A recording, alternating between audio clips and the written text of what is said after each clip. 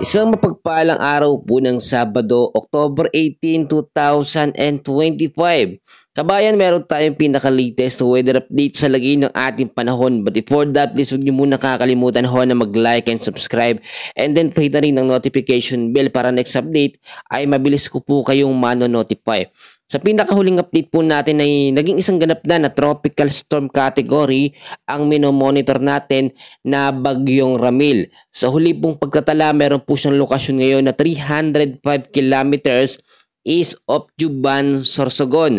Ang lakas ho ng kanyang hangin ay umabot na po ngayon sa 65 kilometers per hour, malapit po sa migitna o sentro, at bubugso naman po hanggang 80 kilometers per hour. May pagkilos po ito pa westward sa bilis po na 20 kilometers per hour. At dahil nga po mas lumalapit pa ito sa kalupaan ng ating bansa, lalo na po dyan sa North Luzon, ay itinaas na rin po ang wind signal number 2 sa malaking bahagi ho ng Luzon. So apektado rin ng Visayas ng ilang warning signal.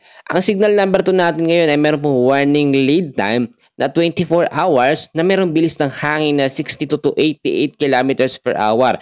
Narito po mga lugar na apektado ng signal number 2. Kasama po dyan ang apektado, ang Camarines Norte, Catanduanes, northern portion po ng Camarines Sur. Yan po yung mga direct na tinatamaan ngayon ng signal number 2. Ang signal number 1 naman natin ay nananatili pa rin po. Meron itong warning lead time, 36 hours, bilis ng hangin na umaabot sa 39 to 61 kilometers per hour. Ang mga lugar naman na apektado ng signal number 1, kasama po dyan ang Cagayan, Babuyan Islands, Isabela, Quirino, Nueva Vizcaya, Apayao, Abra, Kalinga, Mountain Province, Ifugao, Benguet, Ilocos Norte, Ilocos Sur, La Union, Pangasinan, Aurora, Nueva Ecija, eastern portion po ng Bulacan, at kasama rin dyan mga kaibigan ang eastern portion ng Tarlac. Yung mga lugar ho na yun ay apektado. Kasama rin ang eastern portion po ng Pampanga. Kasama ang northern at eastern portion ng Quezon. Yung mga lugar po na yan kasama ang Polillo Islands, Camarines Norte, the rest po ng Camarines Sur, Albay, Sorsogon, Burias Island at Ticao Island. Ang mga lugar naman po na apektado ng signal number 1, dyan po sa may Visayas area, kasama po ang Northern Samar, northern portion ng Eastern Samar. Pero tulad na akin pong sinasabi mga kaibigan, yung mga apektado po dyan sa Visayas ay posibleng maibaba yung warning signal. Pero pwede po mawala yung warning signal dahil habang lumalapit pa po dyan sa kalupaan po ng Central at North Luzon, ang bagyong Ramil ay papalayo ang kanyang naging epekto. So ngayon, tignan naman natin yung mga susunod na mga lugar na madadaanan nito at para mapaghandaan din po ng ating mga kababayan. Mamayang alas 2 po ng hapon na may magkakaroon po siya o dito na po siya pupunta sa coastal water po ng Bira, Catanduanes, at mas lalakas po siya sa 75 kilometers per hour, tropical storm category pa rin po. Pagdating naman po bukas, linggo ng madaling araw, alas 2, 120 kilometers is of Infanta, Quezon naman ang kanyang magiging lokasyon.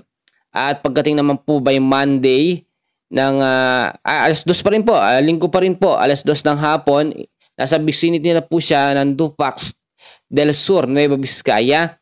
At pagdating po ng Monday, ito na po, alas 2 sa madaling araw, 245 kilometers west of northwest of Bacnotan, La Union. At ito na po yung magsasabi kung kailan lalabas ng PAR. Ito pong bagyong Ramil. Ito po yung lalabas siya alas 2 po ng Lunes ng hapon, 460 kilometers west of Sinait, Ilocos Sur. Nasa labas na po ng ating Philippine Area of Responsibility. At kung makikita ho ninyo, medyo matagal at mabagal yung paglabas niya ng ating PAR. Ay patuloy po siya magbibigay ng warning signal sa mga lugar na apektado. Magkagayon man, meron pa rin tayo nakataas ngayon na heavy rainfall warning dahil po sa banta ng Tropical Storm Ramil.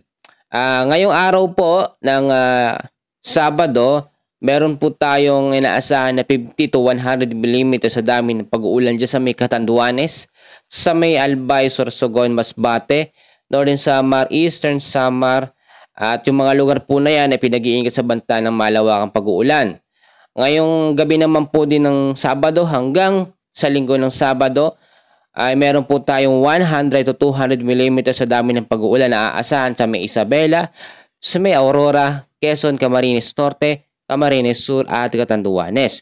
50 to 100 mm naman na dami ng pag-uulan ng ating aasahan sa Kalinga, Mountain Province, Ifugao, Benguet, Cagayan, Quirino, Nueva Vizcaya, Nueva Ecija, Bulacan, Metro Manila, Rizal, Laguna, Marinduque, Romblon, Albay, Sorsogon, Masbate, Eastern Samar, Northern Samar. By Sunday ng gabi hanggang sa Monday ho ng gabi, October 20, meron tayong ina-expect na 50 to 100 mm sa dami ng pag-ulan sa Ilocos Norte, Ilocos Sur, La Union, Pangasinan, Apayao, Abra, Kalinga, Mountain Province, Ifugao, Benguet, Batanes, Cagayan, Isabela, Quirino, Nueva Vizcaya, Aurora, Nueva Ecija, Tarlac at sa may Zambales. Tulad na aking sinasabi, tuloy-tuloy po ngayon ang mga warning signal habang papalapit pa ng papalapit po ang bagyong Ramil sa kalupaan ng atin. Sa mga nagtatanong kung saan siya direktang maglalandfall, sa Camarines Norte po siya nakikitaan ngayon na unang tatama, pero may mga posibilidad pa rin na pwedeng mangyari magbago sa pagkilos at galaw po ng bagyong Ramil. So manatili po kayo nakaantabay sa ating update, and please huwag nyo kakalimutan na i-like yung ating video, yung update natin, para next update mabilis ko kayong mano-notify. Maraming salamat at God bless po sa inyong lahat.